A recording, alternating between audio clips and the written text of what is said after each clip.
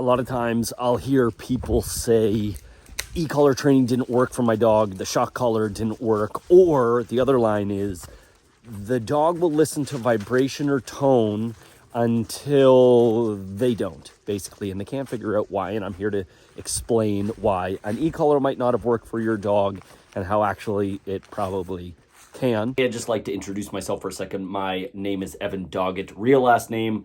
Didn't change it for YouTube or to become a dog trainer. And I've been helping dog trainers, pet parents for over a decade, been using Ecollars for over a decade, all different kinds of brands, you name it, I've used it. And so now you know I know what the hell I'm talking about. Let's get back to the video so I can help you. And why the vibration and tone didn't or doesn't work. Let's start there. The vibration and tone, oftentimes, like watch, I'll use the vibration on one of my dogs right here. So set to vibrate, tap, tap, tap, tap, tap, tap, tap, holding, tap, tap, tap. Good girl. So you can see it was very not super motivational for her. Now watch this, this German Shepherd here. Vibration, vibration, vibration, vibration. Okay, he's coming back. Good boy. So it was very, just not very motivational. Now, watch this next dog and see a big difference. Watch the lab there. Big response. She comes running back in. Oh yeah, little girl. Break. One tap. Why? What happened there? What's going on?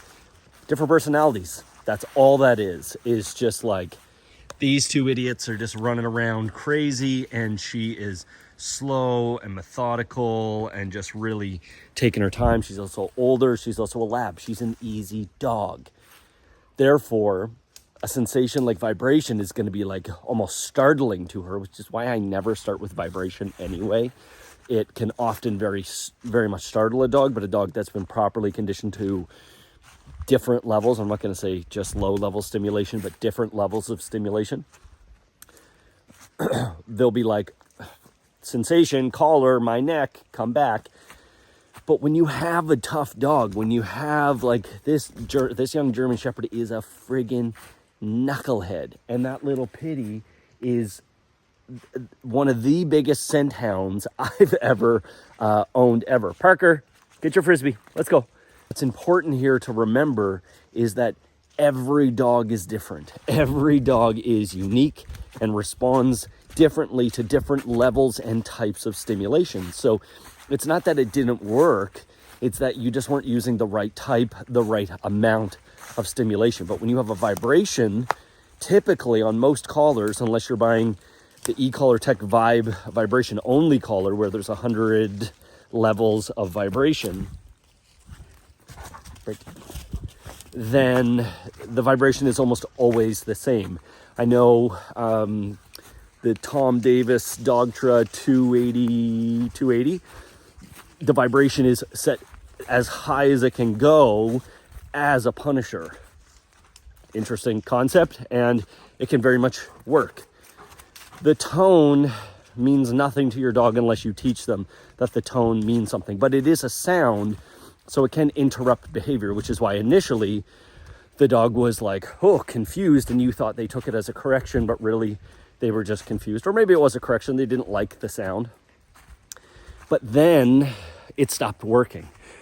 Just like the vibration stopped working, because initially it was startling, and then they just went, oh, it's just a vibration. Like, it doesn't hurt, it doesn't do anything. I don't really care about the vibration. The stimulation, on the other hand, always doesn't feel great.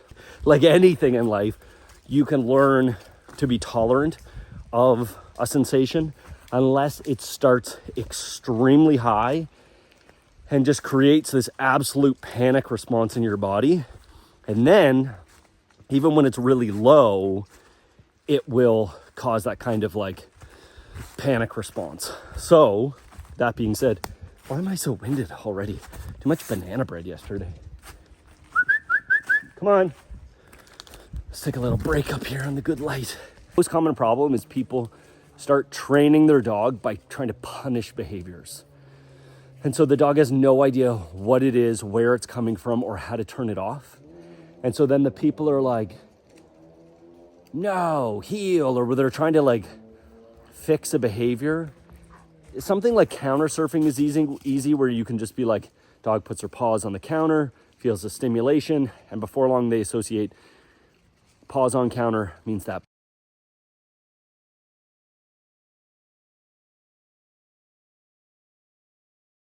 But like more complicated things like just getting your dog to come when called. If you're getting a lot of stimulation or even a little stimulation, but you don't understand, like if I start going like, for those of you that don't speak Spanish, if I go like, toca la pared, or anything, chitty chitty bang bang. If you don't know what that means, what am I trying to get you to do with that pressure? And even if you did know, if I was like, sit, and at the same time or just before you felt a high level of stimulation, you might be like, what the fuck? You're not listening to, you're not paying attention to my voice. You're paying attention to your body and the confusion. Because the dog often forgets, oh, they put a collar on me. They're just, going about doing their own thing. Like they're constantly eating grass or distracted by this thing or the other thing. And so it can become very confusing. So that's the biggest thing. But even if you went too high accidentally on the first time that you used electronic training collar and the dog was wearing a leash and the dog went to run away, you could be like, nope, actually it means come back over here and give them food. That's the biggest problem is people jump phases. They get impatient. The dog doesn't, whatever. And then the other thing, no contact, especially with these cheaper collars. Ecollar Technologies has a bunch of different options that you can use for contacts, like wingtips, titanium, ones that just go to a straight point for like huskies, all kinds of things. That's a huge problem that people have. So like, they're like, this thing doesn't work. And really like they didn't, the dog's not feeling it. Like there's nothing there. They're like, the vibration works, but the stimulation doesn't. Well, it's because it's not actually making contact with the skin. When I tell people to put it on, it's like, this is just touching, but as soon as the dog does this, now it's floating around. You want it to like push in a little bit, but that means you can only have the collar on the dog in the same spot for like 2 hours max. If they're wet, depending how tight you have it on, less than that. You got to rotate, you got to massage the skin, just get the blood flowing. It doesn't burn or anything. It's just pressure necrosis. It's just too much pressure on the same spot. I think we can keep walking. I'm supposed to go surfing later. How am I winded? Already supposed to. I'm going surfing later. Woo! I guess the most foundational problem, which is people don't have a plan when they do e-collar training. They just go on Amazon and they buy the cheapest tool. And I think if you're gonna do any training with your dog, you need to make a certain level of investment. And those cheap collars don't cut it. And that's part of having a plan. What are the tools I'm gonna use? I would say Ecollar Technologies is your safest bet. No matter whether you have a little dog or a big dog or a little problem or a big problem. And then first, most important part of that, any plan, is just getting your foundation. Just making sure that the dog understands that the stimulation means whatever you want it to mean. Sit, come, down, heel. Does the stimulation mean just one thing? No, it can mean multiple things. It's just pressure. If I put pressure on you and I say, have a seat, and I put my hand on your shoulder, I don't need to like rip your shoulder out of the socket to get you sit down. I shouldn't anyway. There should be trust in a relationship beforehand, that I'm not some creepy stranger with a gorgeous mustache that you're like, ooh, who's this guy? Clear communication before I use pressure. Make that part of the plan. And then foundational obedience it doesn't solve problems, but it gives you a way to manage problems. So that way, if your dog is super reactive and you ask them to come and sit beside you, even if the dog is reactive, they're not at the end of the leash freaking out.